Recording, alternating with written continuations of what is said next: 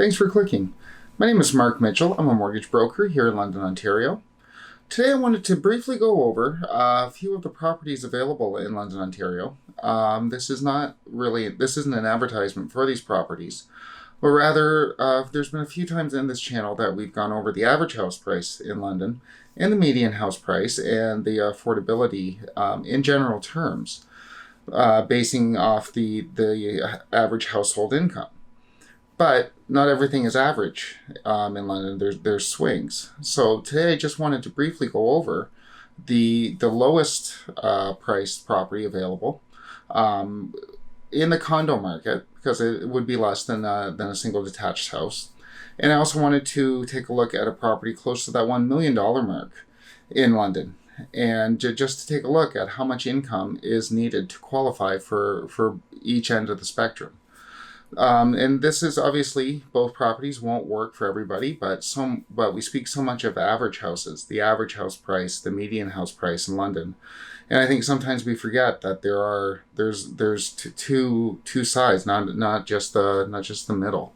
So I just want to go over the affordability for each and see what the lower end of the market gets you and the top end of the market gets you, and what is needed to income-wise to purchase both of those ends of the market.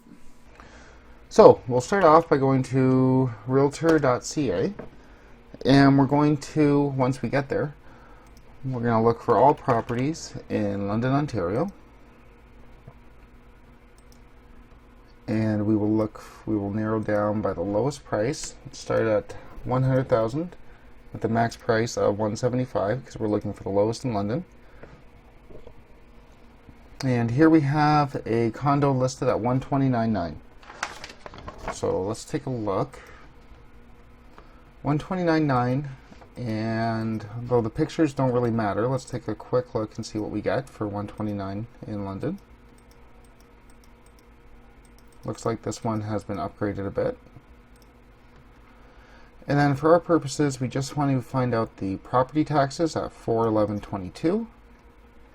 And we'll move down for condo fees, 323.51 right there. So when we plug all these into the computer with a purchase price of 129.9, zero debt, monthly taxes or yearly taxes of 411.22, and condo fees of 323, with a minimum down payment of 5% or $6,495, we're looking at a needed income of $33,500. That's on a 25-year term, insured mortgage, qualified at 5.25%. So now that we know what the lowest amount gets you, again, we would need $33,500 annual income. Let's take a look at, let's look for something closer to $1 million. See how close we can get. $1 million is the maximum insured price that we can have, so that's where you can use less than 5%, less than 20% down. So with that, you need 5% of the first 500,000 and 10% of the next 500,000. So let's look down, see how close we can get to 999,000. 999,800 right in London. There we go.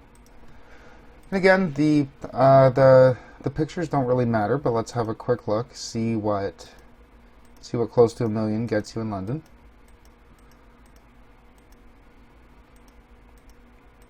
That's a nice kitchen.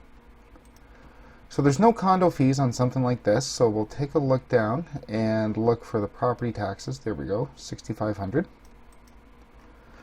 So we plug this into the computer, $999,800 purchase price. We would need $74,980 down payment, and we would need an income of $203,000. That's with zero debt and minimum down payment. That's on a 25-year amortization, qualified at 5.25%. So while you might be paying less than 2%, you still have to qualify at 5.25%. As per the new rules set out by the government a few weeks ago. Looking at both of those properties, one listed at $129.9, the other listed at $996,000, you kind of get an idea of where the lower end of the property market and the higher end of the property market in London is. Now, again, both of those were based off an insured purchase, so that's less than 20% down, with the 25-year amortization using 5.25 as the qualifying rate, even though your rate will probably be closer to the 2% range. But it does kind of give you an idea how much income you do need to purchase on the wide range of the spectrum in London. As for qualifying purposes, we've gone over this in other videos, but just briefly, we would need your last 2 years T4s, and we can take an average of them as long as the most recent T4 is higher than the previous T4. Letter of employment, recent pay stub, no taxes owing, and proof of where your down payment came from, which can be gifted from an immediate family member, mother, father, sister, brother, or obviously accumulated savings, from which the lenders would want to see 90 days bank statements just to see that there weren't any large unexplained deposits being used for your down payment. If you like this video and want to see more, please do click like and subscribe, and you'll receive updates as they come out. Thank you.